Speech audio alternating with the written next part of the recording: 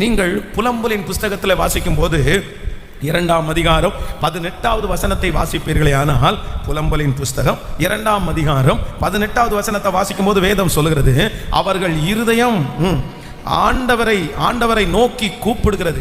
சீயோன் குமாரத்தியின் மதிலே இரவும் பகலும் நதி அளவு கண்ணீர் விடு, ஓய்ந்திராதே, உன் கண்களின் கருப்பு விழியை சும்மா இருக்க விட்டாதே. இன்னொரு விஷயம் கூட வாசிக்கலாம், அந்த வசனத்தை வாசிங்க. 18வது வசனம், அவர்கள் இருதயம் ஆண்டவரை நோக்கி கூப்பிடுகிறது.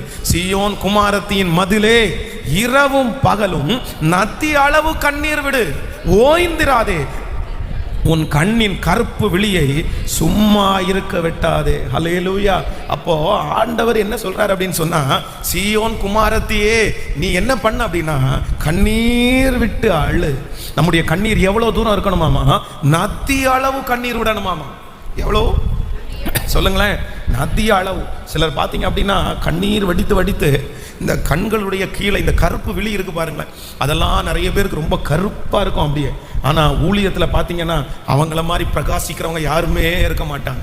அப்போ அந்த அபிஷேகம் நமக்கு வேணும், அழுகிற அபிஷேகம் நமக்கு வேணும், அந்த அழுகிற ஜெப அனுபவம் நமக்கு வேணும். இன்றைக்கு இந்த ஆராதனையில் எல்லாரும் கத்திரிடத்தில் கேளுங்க, ஆண்டவரே எனக்கு அழுது ஜெபிக்கக்கூடிய கிருபையை தாரும். சிலருக்கு பார்த்தீங்க அப்படின்னா இருதயம் அப்படியே கல்லாக இருக்கும் பாருங்களேன், எத்தனையோ நடந்துட்டு இருக்கும், கண்ணுக்கு முன்னாடி அவ்வளோ குடும்பத்தில் பிரச்சனை நடக்கும், பிள்ளைகளுடைய வாழ்க்கை சிதறி போகும். ஆனால் ஜெபத்தில் போய் உட்கார்ந்தா அவங்களுக்கு கண்ணீரே வராது, அவங்களுக்கு அழுகையே வராது, ஆராதனையில் அவங்களுக்கு அழுகையே வராது, அவங்களுடைய இருதயம் அப்படி கடினமாக இருக்கும். ஆனால் நான் என்ன நம்புறேன் அப்படின்னா, அந்த இருதயம் வேண்டாம்.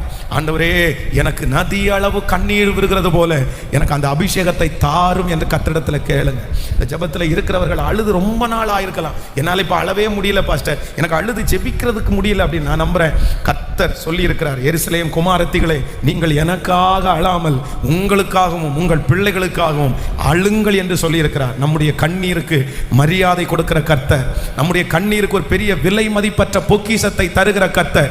நாம் விசுவாசிக்கிறேன், இங்கே யாரெல்லாம் கண்ணீரோட நீங்க ஜெபிக்க ஆரம்பிக்கிறீர்களோ நீங்க கம்பீரமாய் அறுக்க போகிறீர்கள்.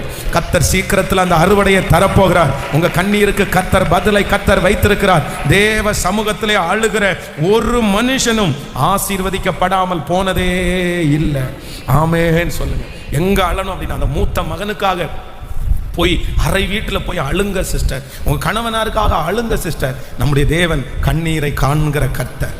கைகளை அசைத்து ஒரு ஹல்லேலூயா சொல்லலாம்.